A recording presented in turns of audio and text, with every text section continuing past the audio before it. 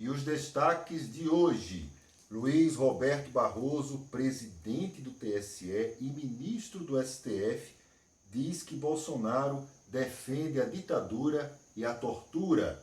Pelo segundo ano consecutivo, o salário mínimo não terá aumento real. E Renda Brasil está fora do orçamento para o próximo ano. Estes destaques você vê hoje no programa Dois Pontos.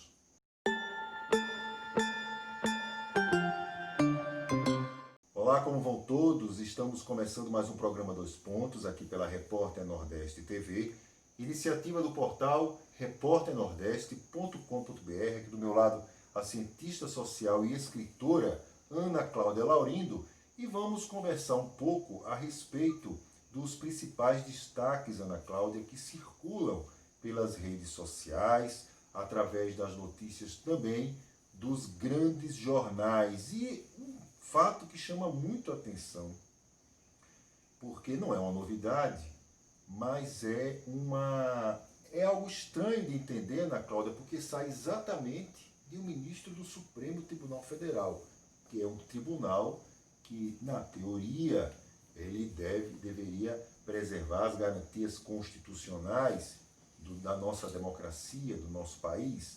Luiz Roberto Barroso, ministro do Supremo e hoje presidente do Tribunal Superior Eleitoral, disse que o Brasil tem um presidente que defende a ditadura e a tortura. E daí? Olá, Odilon. Olá para você, internauta. E o que eu tenho a dizer a princípio é que esta informação ela está vindo com um delay de 1 ano e meio, mais ou menos, quando Bolsonaro publicizou a sua defesa da tortura, a sua apologia à ditadura. É lamentável que um ministro ele expresse isso como se fosse uma novidade. Nós, povo brasileiro, nós sabemos que não há novidade nenhuma nestas características de Jair Bolsonaro, muito antes de se tornar presidente do Brasil. Inclusive, só chegou a se tornar presidente do Brasil porque a Câmara dos Deputados teve uma tolerância absurda e injustificável com a defesa que ele fazia enquanto parlamentar da ditadura e da tortura. Já deveria ter sido impedido ali. Foi ali onde o mal cresceu, ganhou força, proliferou e hoje preside o nosso país. Omissão, pura omissão. Omissão da Câmara, omissão dos poderes, omissão até do Supremo, que num momento como este traz uma informação velha como se fosse algo novo. O problema é que não é qualquer informação. É algo lamentável. É algo que se materializa em atitudes como, por exemplo, gerar um dossiê com pessoas que são chamadas de antifascistas como se fosse uma coisa normal. Utilizar a máquina pública, utilizar órgãos sensíveis da União para fazer um trabalho de catalogação de pessoas ditas subversivas em um sistema democrático. Nós temos então as consequências desta omissão do Supremo já materializada e o futuro é uma interrogação e é uma interrogação que assusta. Nós não sabemos de fato para onde o presidente está conduzindo esta nação. Esperamos que não seja um Titanic que esteja olhando somente para o fenomênico dos grandes empecilhos em formas de icebergs políticos, econômicos, até culturais, porque o nosso país ele se tornou mais violento. cultura do estupro, a cultura da perseguição ao diferente, a xenofobia está efervescente no nosso país. Depois das falas grotescas de Jair Bolsonaro, que vai muito além de apoiar ditaduras e torturas, ele apoia fascismo. Fascismo, o núcleo duro do discurso fascista no Brasil, ele sai exatamente da boca do presidente. O ministro deixou escapar este detalhe da característica do tripé que forma Jair Bolsonaro, aquele que apoia ditadura, tortura e fascismo. E olha, gente, Supremo Tribunal Federal aberto, funcionando, garantindo as normas, as leis na nossa democracia. Essa defesa está acima de todos os valores que nós temos no nosso país. É a garantia da Constituição funcionando. Porém, a declaração do ministro Barroso, ela soa hipócrita. Hipócrita porque nós sabemos que o nosso país, onde você tem um presidente que admite publicamente que defende a ditadura, que defende a tortura, um ministro do STF ouvindo essa declaração e tratando essas frases, essas posições como simples retóricas de um momento e que, na verdade, o país está funcionando democraticamente, o nome disso, ministro, é hipocrisia. No mesmo dia em que o ministro do Supremo Tribunal Federal falou essa declaração, que foi no dia 26 de agosto, 2 dias depois, no dia 28, aconteceram 2 casos gravíssimos de ataque da polícia contra pessoas negras, isso lá em São Paulo. 2 pessoas que foram agredidas pela polícia em situações absolutamente diferentes, e uma delas, Ana Cláudia, inclusive, a polícia simulou um roubo para dizer que, como aquele jovem era negro, era um entregador, ele depois que fez uma entrega de um determinado produto, ele parou para fumar um baseado. Isso para o policial era o suficiente para que ele encostasse no rapaz, agredisse o rapaz, simulasse o roubo contra o rapaz, o levasse para a delegacia. E interessante que na delegacia, aliás, o rapaz não foi levado para a delegacia, desculpe. O rapaz foi internado no hospital. O policial foi para a delegacia. E na delegacia, o policial deu a versão e o delegado disse que aquela versão prevalecia sobre todas, sem ouvir a posição do jovem. Esse é o Brasil real. Esse é o Brasil de um presidente da República que defende a tortura e, ao mesmo tempo, louva a ditadura militar. Uma polícia que decodifica esse sinal e aplica não contra ministros do Supremo, e sim contra o povo mais pobre, o que mais precisa de cidadania, o que mais precisa, ministro, de Constituição. Muito bem, pelo 2º ano consecutivo, o salário mínimo não terá aumento real, Ana Cláudia Laurindo. Seguimos com a saga do empobrecimento calculado e da miserabilidade planejada para o louvor dos ricos, dos poderosos, dos condutores de políticas eleitoreiras, porque, Odilon, a fome, ela continua sendo a cabo eleitoral mais eficiente dos políticos de má qualidade que prosperam pelo país, desde as prefeituras aos palácios de governo, às câmaras. Nós temos nas câmaras de vereadores, nas câmaras de deputados, ilustres desconhecidos dos interesses da nação. Por quê? Porque eles compram voto. E eles compram voto de maneira muito clara, muito aberta. Sim, no Brasil é proibido proibido, é crime comprar voto, lá no papel, lá na lei. Mas a fome é uma negociadora de venda de votos. O desemprego é um negociador de venda de votos. E quando o salário, ele não possibilita autonomia para existir, até mesmo o empregado, até mesmo o assalariado, ele também vai entrar na onda da venda de voto, porque o período eleitoral, ele sempre engorda um pouquinho as parcas economia desta população. Nós não estamos falando aqui do politicamente correto nem do que deveria ser, não. Nós estamos falando aqui do que é, do que acontece. E acontece justamente porque toda esta construção de sociedade da fome, ela é para o benefício e o enriquecimento dos mais ricos.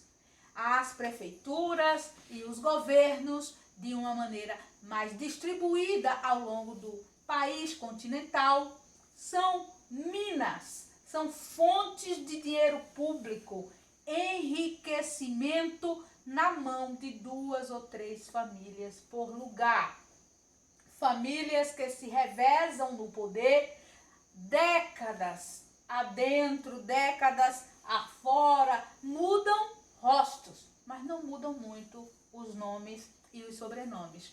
Com este tipo de projeção econômica, Odilon, o sonho da cidadania, ele vai ficando mais distanciado, porque a autonomia alimentar, ela é a melhor arma, é o melhor recurso para que o indivíduo se descubra cidadão. É quando ele consegue garantir, através do próprio trabalho, através da própria criação ou geração de produto, a capacidade de sobreviver, a condição de permitir-se uma existência digna para ele e para os seus familiares. Ou seja, sem um salário que possibilite a sobrevivência, nós estamos sim entrando em uma página travada da história do Brasil, que há alguns anos atrás sonhava com o bem-estar social, sentiu um leve odor do que significa o bem-estar social, mas infelizmente ainda não conseguiu saciar a fome de cidadania. E olha, existem alguns dados interessantes, Ana Cláudia, eu até anotei aqui a respeito dessa proposição do salário mínimo para o próximo ano, que, como a gente falou aqui, não vai ter, pelo segundo ano, não vai ter aumento real. O presidente Jair Bolsonaro, ele propôs o salário mínimo, chegou até a propor menor em 2021. Pelo projeto de lei orçamentária anual, encaminhado nessa semana, na segunda-feira, Bolsonaro propôs um mínimo de R$ 1.067. R$ 1.067. R$ 12 a menos que os R$ 1.079 propostos pela Lei de Diretrizes Orçamentárias, isso divulgada no mês de abril. Ele poderia até justificar, foi o efeito da pandemia, vamos em frente. Então, você tem uma decisão encaminhada pelo presidente, que não é final, cabe ainda o acréscimo às discussões do Congresso Nacional, que deve acontecer até o final do ano, porém, existem situações complicadas que precisarão ser definidas. Por exemplo, a saúde, ela vai ter redução no próximo ano, isso no meio da pandemia. E ainda sem a proposta de aprovação de vacina. A gente vê pela imprensa as especulações a respeito da vacina, mas a vacina efetiva, real, ela ainda não existe. Mesmo assim, a saúde 2020, ela tem uma dotação orçamentária de 138,9 bilhões de reais. Para 2021, vai ser a previsão é de 136,7 bilhões, o que são cerca de 2 bilhões de reais, mais ou menos nessa faixa, a menos. Além disso, Você tem uma outra discussão que é a respeito das despesas obrigatórias que o governo Bolsonaro está batalhando exatamente para poder retirar esse item, que é um item previsto na Constituição. Para que retirar as despesas obrigatórias? Para poder, segundo o governo, destravar o orçamento. Hoje o governo federal ele tem uma despesa de 1,5 trilhão de reais. Isso foi a previsão desse ano, 2020. Isso equivale a 19,8% do PIB, a soma das riquezas do país durante um ano. 93,7% desses 1,5 trilhão de reais, eles são em despesas obrigatórias, ou seja, são despesas que devem existir ali. Uma porcentagem da saúde, a porcentagem da educação, etc. E sobram 96 bilhões de reais para as despesas discricionárias. E são esses 96 bilhões de reais que o Centrão, que o Exército estão pressionando para que eles possam ser maiores para o próximo ano, e aí para ser maior teria que furar o teto de gastos, para poder investir em obras. E o governo, Jair Bolsonaro, vai entrar para o terceiro ano, no próximo ano, 2021, e vai precisar mostrar alguma coisa, nem que sejam as obras do ex-presidente Lula e Dilma Rousseff, que ficaram completas, e ele precisa inaugurar para poder dizer que são obras, Odilon, no nosso país sofrem um estigma terrível, um estigma perverso.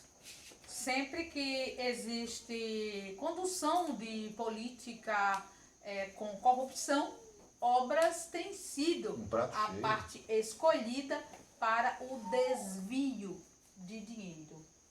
E olha, nós estamos falando do seguinte, nós estamos falando dessa discussão do orçamento e nós ainda não temos uma vacina para o próximo ano. Aliás, não tem nem vacina projetada para esse ano, a não ser que a vacina da Rússia seja considerada como alternativa, vai começar a ser testada em setembro.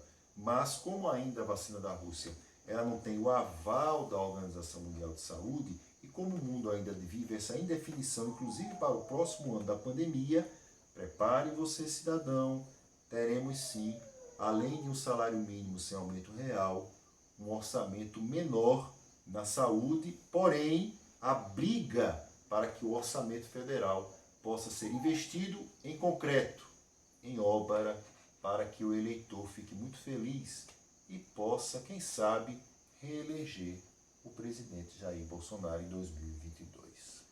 O mundo continua a girar. Renda Brasil está fora do orçamento para o próximo ano. E agora, Ana Cláudia? Bolsonaro continua sendo o senhor dos discursos desconexos, aquele que vai, vem, sobe e desce. Porém, Renda Brasil não é e nem nunca foi um programa animador.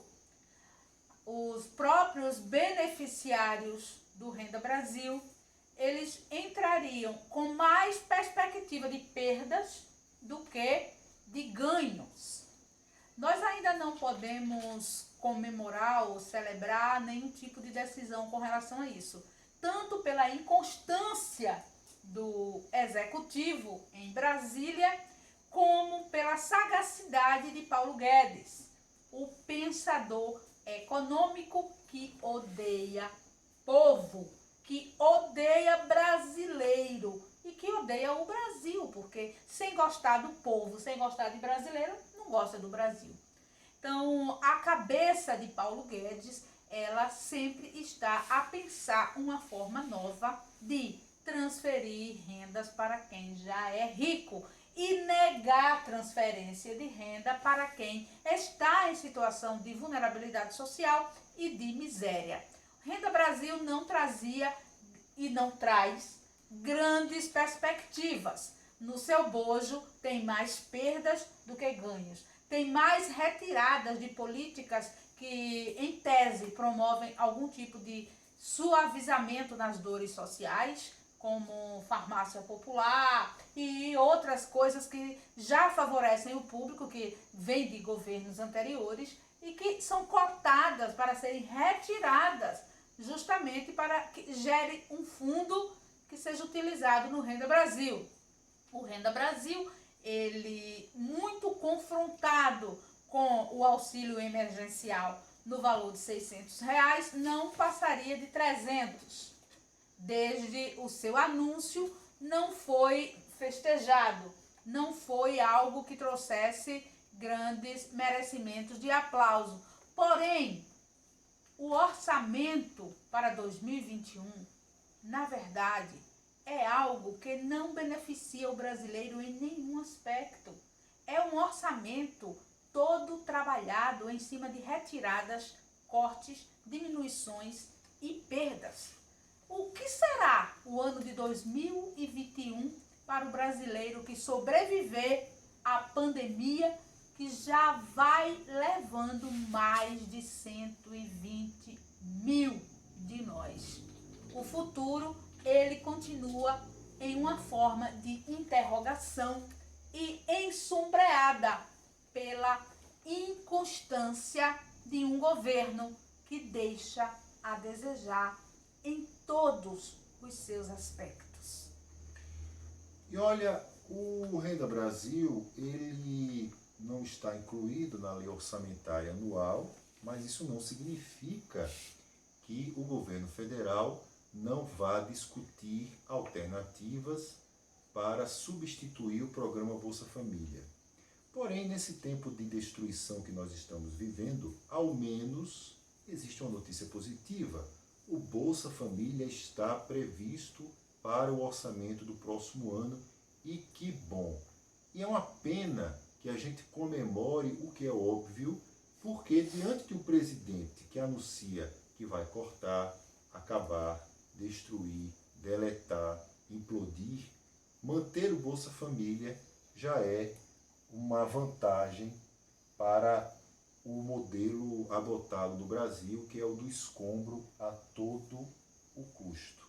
A gente então vê que o Bolsa Família então vai ser mantido para o próximo ano, mas, porém, vai sempre existir aquela dúvida que é: o governo vai criar o Renda Brasil, essa é a proposta, mas de onde vai vir o dinheiro? É só uma mudança de nome? É só você retirar o nome retirar o nome Bolsa Família, porque remete a PT e comunista, e substitui pelo nome Renda Brasil? É isso? Bom, se for isso, então que seja, porque no próximo ano, ao menos a notícia positiva, para o Ministério da Cidadania, vai existir um orçamento maior para o Ministério, que é o Ministério onde está o Bolsa Família. O orçamento vai subir no próximo ano quase 10 bilhões de reais, ou seja, 10 bilhões de reais a mais em relação ao orçamento que estava previsto, no caso, no início desse ano. O que significa que ano que vem nós teremos 104,2 bilhões de reais. Lembrando mais uma vez, como a gente falou no assunto anterior, nós estamos em meio a uma pandemia e todos os economistas, todos, defendem a mesma coisa. Ou seja, nós estamos caminhando para uma situação econômica muito difícil, muito dura nos próximos meses, Ana Cláudia, que pode inclusive durar anos.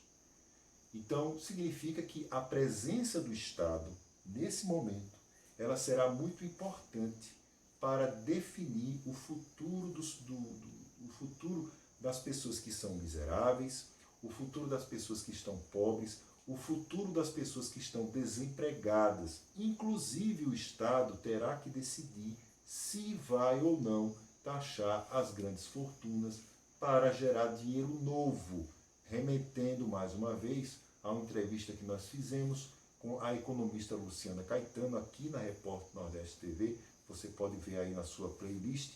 A Luciana, ela fala que o principal problema hoje de toda a discussão que existe a respeito da pandemia é de onde vai vir o dinheiro novo. Importante também, Odilon, é ressaltar que este tipo de auxílio, esse tipo de assistência não é nenhum favor do governo. É um retorno Exato. a todo um movimento de geração e pagamento de impostos, que nós, cidadãos brasileiros, nós cumprimos, nós mantemos, gostando ou não, nós somos obrigados a fazer esse recolhimento de fundos. Então não é favor, não é bondade, é responsabilidade, é compromisso e precisa sim ser posto em ação em um momento tão delicado, em um momento de vulnerabilidade acentuada, principalmente por uma pandemia. Favor, aliás, é o que o governo faz com os bancos, né? Abrindo orçamento para se colocar trilhões de reais para se movimentar no sistema financeiro e evitar a falência dos bancos. Eis as prioridades de um país como o nosso, em que o presidente se chama Jair Messias Bolsonaro. Muito bem, nós estamos encerrando mais um programa Dois Pontos, aqui pela Repórter Nordeste TV, iniciativa do portal repórternordeste.com.br e até a próxima.